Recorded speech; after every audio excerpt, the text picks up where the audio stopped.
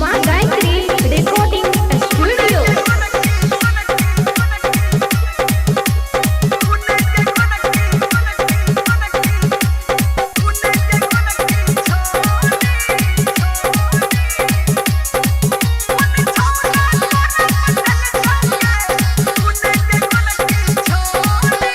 गजरा तोहर घसाल बुझाई छौ, होठ के लाली मुर झाल बुझाई छौ।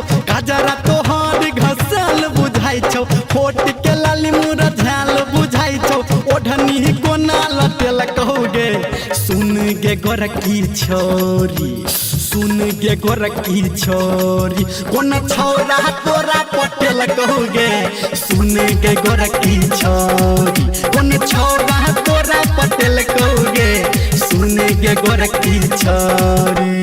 गजरा तोहर घसाल बुझाई छौ, होठ के लाली मुर झाल बुझाई छौ।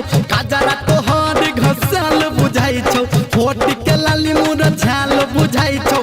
ओढ़नी कोना लटेल कहोगे सुन गे गोरकी छोरी, सुन गे गोरकी छोरी। कोन छौरा तोरा पटेल कहोगे सुन गे गोरकी छोरी। कोन छौरा तोरा पटेल कहोगे सुन गे गोरकी छोरी। DJ Sumit Satish, DJ Sumit Satish Rema, Sumit Satish Rema.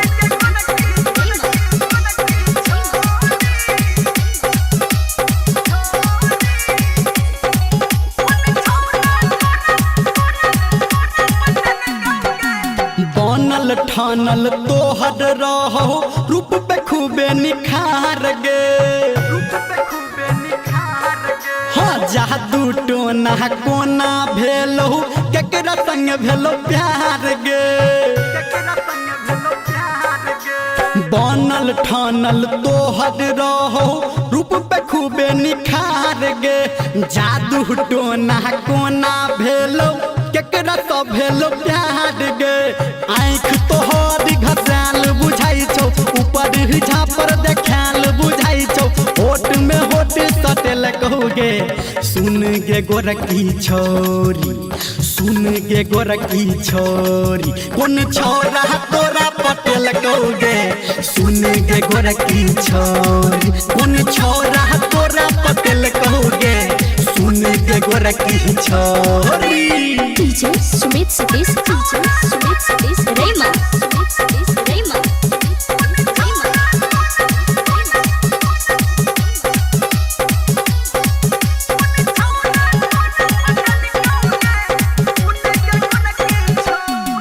हाँ आगा पीछा तोहर केलो हमरा सब दिन डटलेंगे।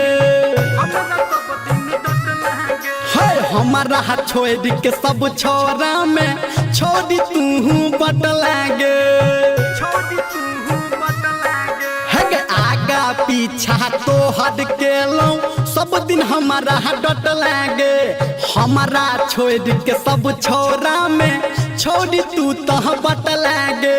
धर्मेंद्र निर्मलिया कहो, संजय गौतम तोरा कहो, तोरा के है लटेल कहोगे सुन गे गोरकी छोरी, सुन गे गोरकी छोरी। कोन छौरा तोरा पटेल कहोगे सुन गे गोरकी छोरी। कोन छौरा तोरा पटेल कहोगे सुन गे गोरकी छोरी।